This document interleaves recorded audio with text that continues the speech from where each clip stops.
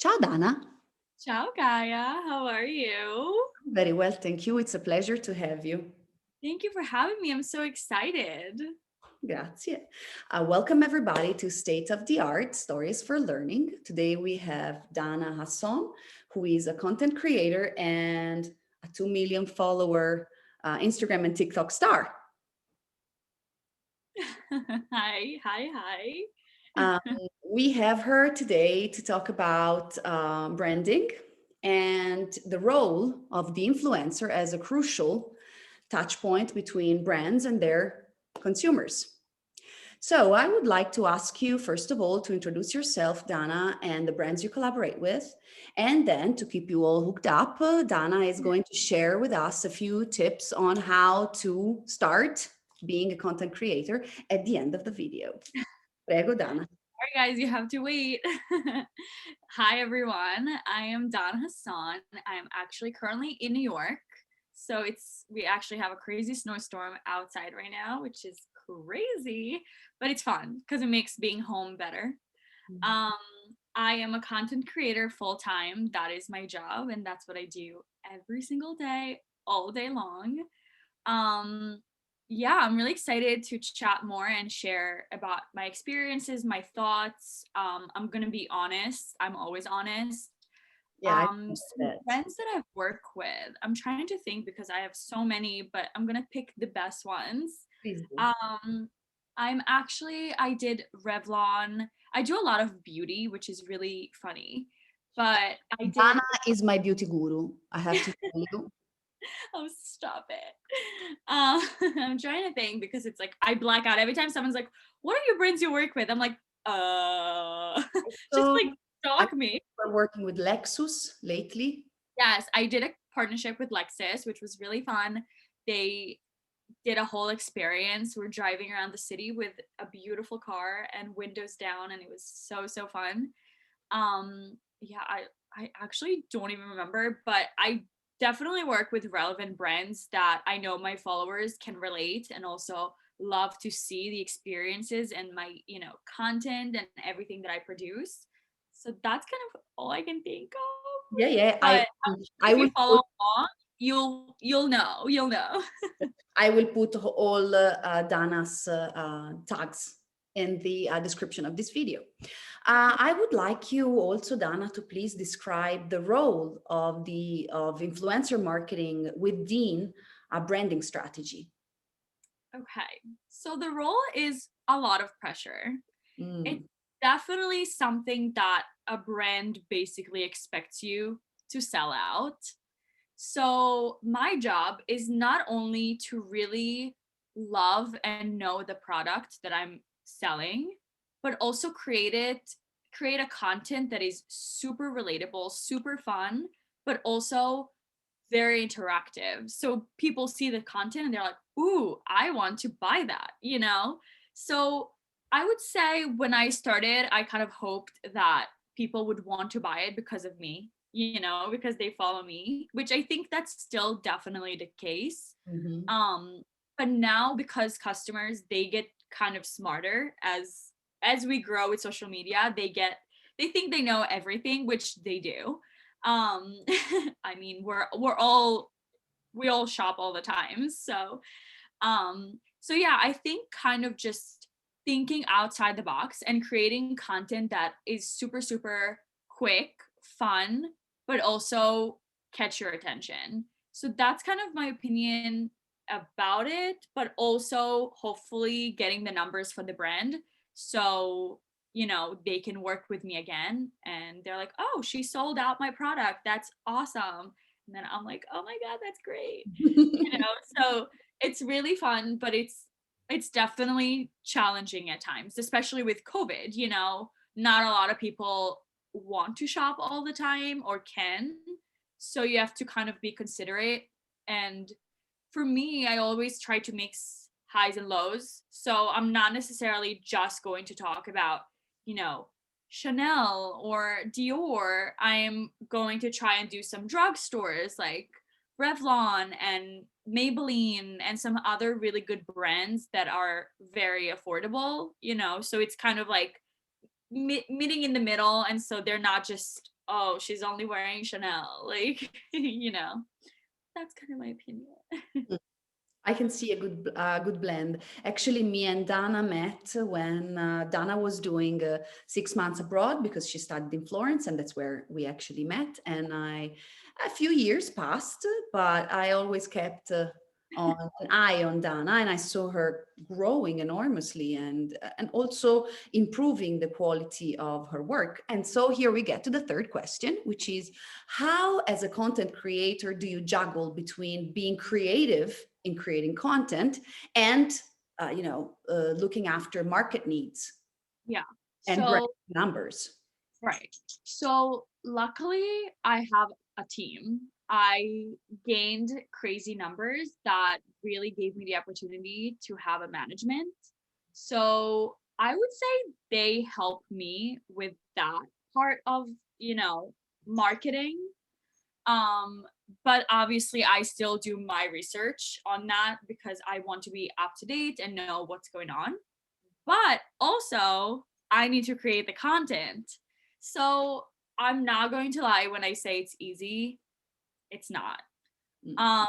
I'm researching every day, all day, especially now with being home because that's all I can do. I'm not going to events. I'm not really seeing anyone. I mean, I do virtual events, but it's not the same. Mm. And so I really try to stay on top of the trends and really know. And so perks of having a management is that they take care of the business side and you take care of the creative.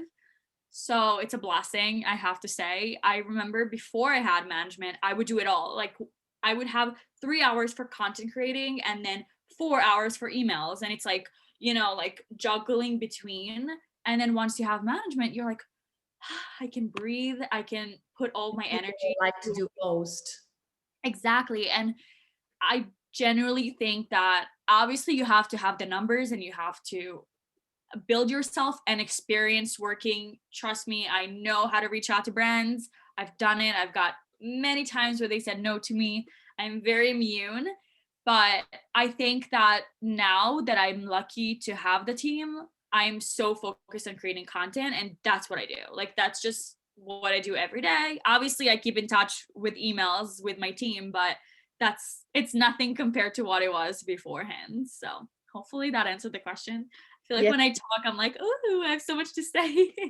No, that's great, Dana. Grazie. And let's give a few tips to those who are listening and watching and perhaps thinking about starting this career. Yeah. First of all, my best advice is do it.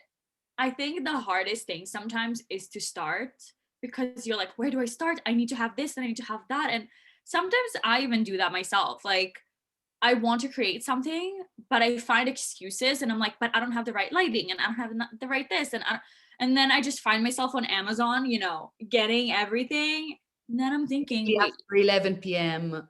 yeah. And I'm like, wait, I don't need it. I can just start with what I have, with what's going on right now.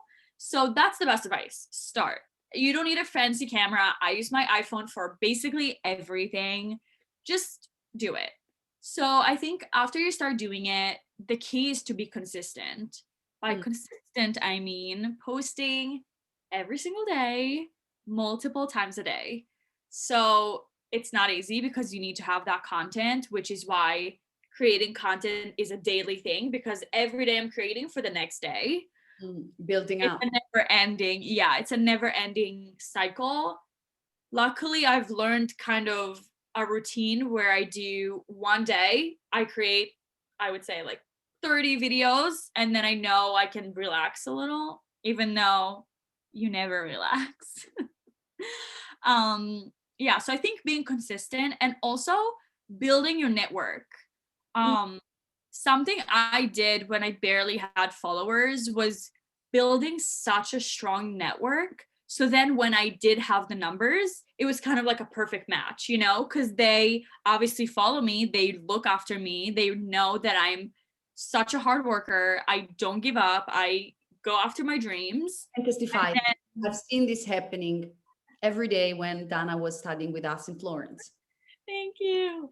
Yeah, I work too much sometimes. I'm like, okay, you need to like not work, but I love it. Which brings me to the last point. You need to love it. Mm. If you don't love it, find something you're passionate about, because it's so much work that if you don't love it enough, you're just going to be like, oh, I don't want to do this. This is so much work, you know? So I think loving it is the best, but also taking into consideration that you're working for yourself. There's no a month to month paycheck. There's no consistency. So that's something that was hard for me at first, you know, before I get to work with big brands. You have to start somewhere. Um and yeah, I mean, I said a lot of yes to things that looking back, I'm like, oh my God. But that's what got me to where I am today. And I also think being honest, like I won't work with a brand unless I like the actual product, Mm. because the brand reflects what I'm showing, you know? So I think that's something that I've learned before even starting, when I followed, you know, other creators. And I hated when a brand, I mean, a content creator would post something and I'm like, but this product is so bad. Everyone is talking about how bad it is and you're promoting it because they pay you. You Mm. know, like you have to kind of think before you say yes to things. So, Your followers know. Typically, I think influencer marketing is so strong because authenticity shines through, and probably this ethical code that content marketing typically apply, which is only representing those brands you believe in, probably it's shown by the fact that people do get it. exactly. And I think that's really the main thing, being authentic, you know, like if you're not and you're just copying someone else, it might work for a little, but not long term, you know? Like I always say, like you're building a community that is with you to grow. Like it's not an overnight, I mean, it happens overnight, but Who's overnight things and you're like, yeah, that's definitely, I'm like, oh my God, this is the best thing ever.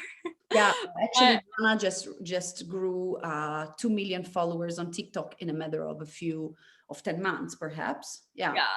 So yeah, that's I can't even believe. But now it's been slowing down, which I like, because now I really get to communicate with my community, you know, and really answer DMs and answer people. I feel like at first it was so overwhelming. And one video that I post that get 13 million views, and I'm like, what do I do? What do I do? You know? And it's like, I mean, obviously it's the best feeling. It's like kind of like skydiving. I mean, I've never done it, but I imagine that's what it would feel like. The adrenaline where you're like opening your phone and it's like, whoa, whoa, whoa, whoa, you know, like it's amazing. And I really wish that for everyone to experience, because it's so fun. But also it's kind of scary because once it disappears, then it's calm. And it's like you have to learn how to handle it. You know, it took me so long and I still am trying to figure it out, you know, like the roller coaster of like you're here one day, here the next, you know, like it's super crazy. But I think you have to look at the bigger picture and kind of look back, which is something that I don't do and I need to appreciate what you've done and like celebrate the small, you know, I guess goals, because I always look at the big one. I'm like, when am I going to be on the cover of Vogue? You know, like that's like, I'm like running to that. But then I forget to appreciate like, but wait, I just hit like 1 million. I just hit two, you know, like it's crazy. I'm always like, okay, next. So I think appreciating and being present in the moment is so important. And I try to work on it. It's a work in progress, but yeah. Yes. Dana, thank you. This was super interesting, and I'm sure that a lot of our listeners will definitely relate to this Yay. and find information about Dana in the description of this video. And big hugs, Dana. Thank you for having me. This was so fun. I hope you learned something new today, and feel free to shoot me a message. I really try to answer everyone. So even if it takes me a few days because it gets overwhelming, I will get back to you. Grazie, Dana. Ciao a tutti. Ciao.